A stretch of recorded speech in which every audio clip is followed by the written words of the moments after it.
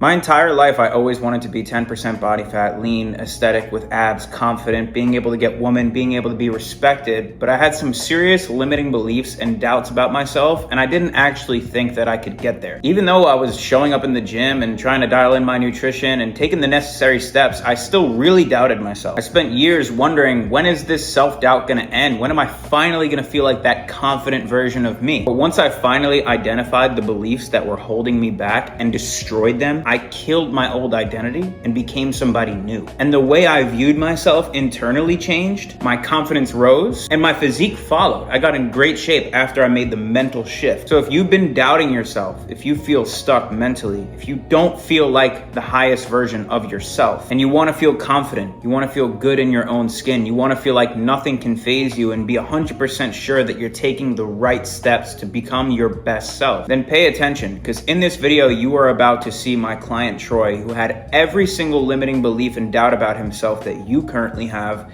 and you'll watch me in real time kill his old identity and turn him into a shredded, confident beast. Once we broke down these limiting beliefs one by one and allowed Troy to shift his mindset to see himself as the best version of himself, he got absolutely shredded. Your body is a reflection of your mind. So if you're able to shift your mindset and destroy your limiting beliefs, as you're about to see me do with Troy, body fat is gonna drop right off you, the muscle is gonna come with ease, and you are gonna be the most confident version of yourself in no time. So pay attention, take notes, and watch this video through to the end. So here's the first thing I wanna talk about, right? I won't be able to have the physique I'm going for no matter how hard I try, right? I want you to shift your mind to stop chasing the physique, right? And I've talked about this before, right? I only want you to focus on the inputs, the training, the nutrition, the sleep, the steps, all these things, because your physique is a lagging indicator of the inputs that you've done consistently over time. But when you focus on the physique, it does nothing except stress you out and overwhelm you. I want you to notice something. It's been 10 days between these photos, and there's significant change in your physique, right? You look at your see it. section, your waist is a lot tighter and flatter here, a lot, right? There's a lot less spill around your lower abdomen. You can see that, right? Maybe. Well, maybe it's because I got it on a giant screen right now. Are you on your phone? I'll take your word for it, though. I'll take it. You on your phone? Yeah, I'm on my phone, so it's kind of small. Okay, watch this. I'm going to send this to you, and I want you to zoom in. It's important that you see this, because we got to praise the progress, man. We got to praise it. So I just texted to you. You can, zoom out of this call and zoom in. I want you to just zoom in. Just look at your midsection. How it's a little bit spilling over your underwear in the other one, and the not. It's not. Yeah, it's better. We have done 10 days. We've got a year. It is better. So the fact that you're seeing this progress in only 10 days is a great sign. This is exactly what we wanted, right? Because right now, we're not looking for you to lose weight. But then also, if you look, your chest and your shoulders, you look slightly fuller on the top. I do agree with that. Your torso, right? Which is that's the classic recomposition. That's exactly what we're going for right now in this phase, right? And then the goal was for you to lose half a pound a week. That's exactly what you did, right? So overall, you look more lean. It's only been 10 days. Like, dude, you're doing it. Like, this is exactly what we need to see. So I want you to understand, it's working. Everything you're doing, it's all coming together, man. And it's so early on. And the fact that you're seeing this progress already is great. It's great, So praise the progress. Notice the small differences, right? And that's what I want you to focus on. So I just wanted you to see that. I appreciate that. Of course. So we're making progress. It looks great. Like I said, you literally lost the exact amount of weight you were supposed to. The change is perfect, right? It's not supposed to be that noticeable right now because we're not really changing the scale weight. We're just tightening up the physique. We're converting the fat to muscle. That's what a recomp is. So everything looks good so far. Next thing I wanted to address is I won't be able to increase the weight at intervals that equal. What was that? Okay, well, progress is not identified by load increases alone. So I don't want you to think that's the only metric for progress. Other than it, it's defined by better execution, better reps, better tempo, and just consistency. Like, if your inputs improve, your strength is going to follow over time. So you can measure success by, hey, last week, this workout felt a lot harder than it did this week. That's progress as well. Or I didn't feel the contraction as much as I felt it last week compared to this week. That's progress as well. So I don't want you to be so fixated on increasing the weight. Obviously, it's important, but there's other metrics that we can measure as success. Because I want you to train your mind to only look for the progress, for the positive things, right? So another thing you said here is you've never been fit. How can you be fit in your older age? I understand this, right? But your body doesn't remember your past identity. It only responds to current stimulus and recovery. That's it, right? It only responds to what you're doing to it right now. And age is irrelevant when inputs are consistent and intelligent and intentional, which is what you're doing. And another thing I want to show you is, let me see if I could show you this, because I know you mentioned the age. Look at Matt. Matt's 50. Go Matt. You see the difference in Matt? I mean, that's crazy. Yeah, that's He's 50. He's 50. And the only thing I did with Matt is the same thing I'm doing with you. Inputs, inputs, inputs. It took time. The first couple of weeks, it looked like nothing changed with Matt. I mean, he looks like a different human. Yeah, right? I wouldn't even think that's the same guy. Exactly. And he's 50 and you're not even 40 yet, right? Yes. So you can do it. I promise. Trust me. It has nothing to do with age and everything to do with inputs. So I want you to, again, get out of the outcome-based thinking, the future thinking. That doesn't help. Let's stay focused on the only thing that matters, right? Mm-hmm. So that's what I want you to think about when it comes to that. Now, you can enjoy food and get fit at the same time. I mean, look, this comes from an outcome-based mindset as well.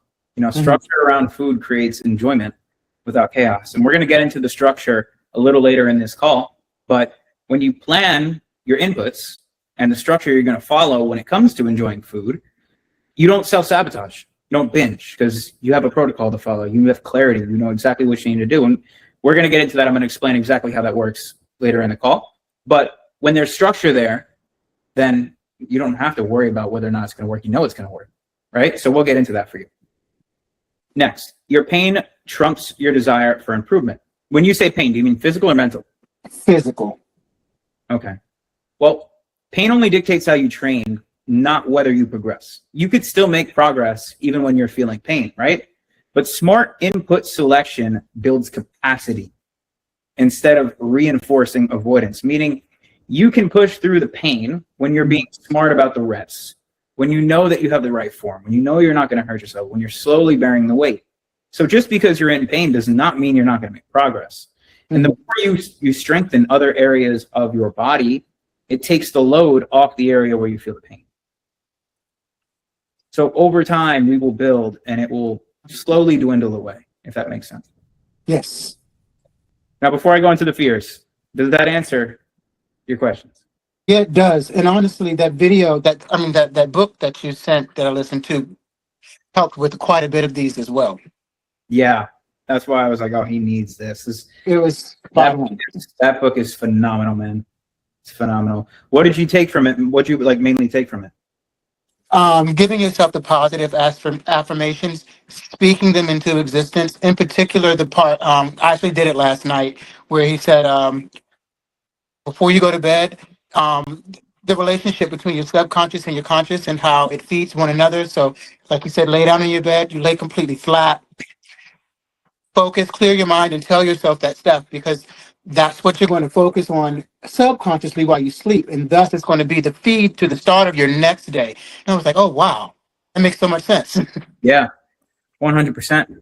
100%. And this is where synchronicity starts to happen. This is where things start to click in your mind. And you start to understand, oh, the way I feel, the way I view myself is actually in my control. Circumstance, like with the whole dream thing, right? That's your subconscious mind projecting.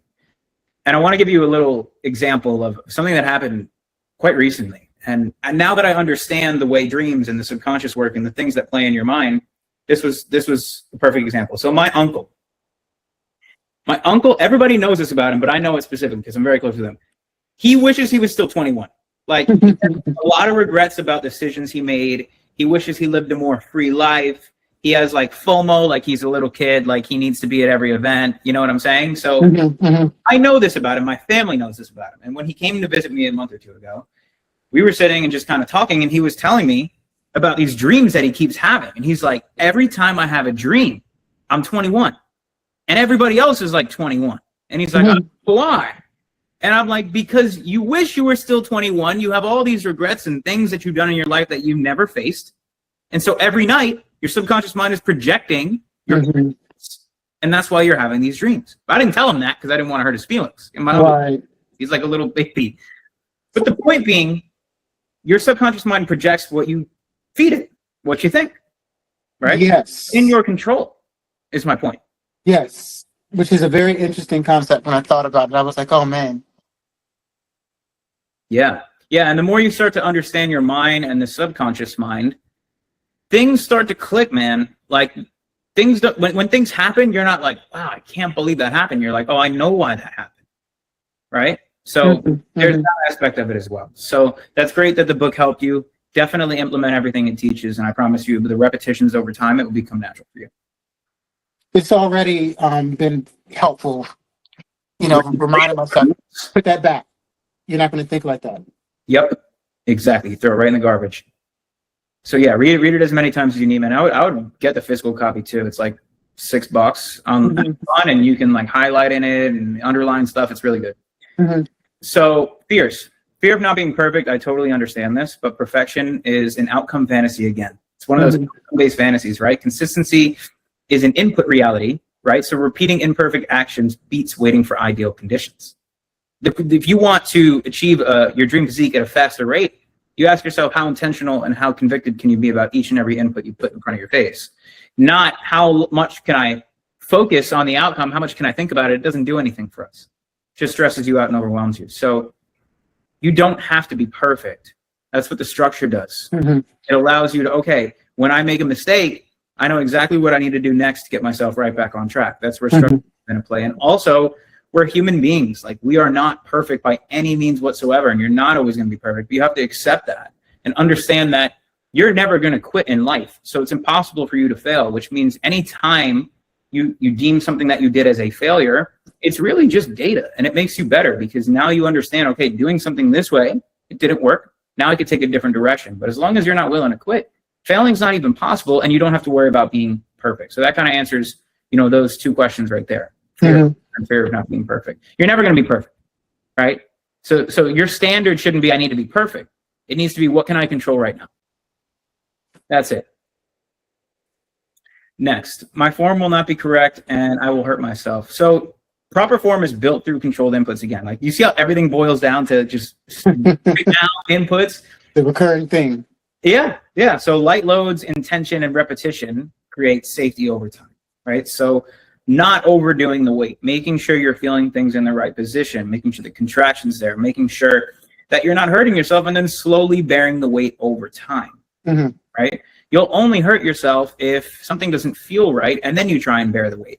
But if your form is correct, you're not going to hurt yourself. You're going to be progressive, and that's why we are constantly talking about the workouts. We're adapting where we need to adapt, but take it one step at a time, man. Just take it slow. Don't do anything stupid. Don't ego lift, and you'll be perfectly fine. You're not going to hurt yourself. Now, regressing progress when I take vacations during holidays, we're going to talk about this at the end as well. Okay. I will never be able to get my lower body strong enough because of my bone disease. I understand why you think this, right? But strength is relative to your structure. It's not a comparison to others, right? So it's not like you can't compare yourself to someone who doesn't have the bone disease, right?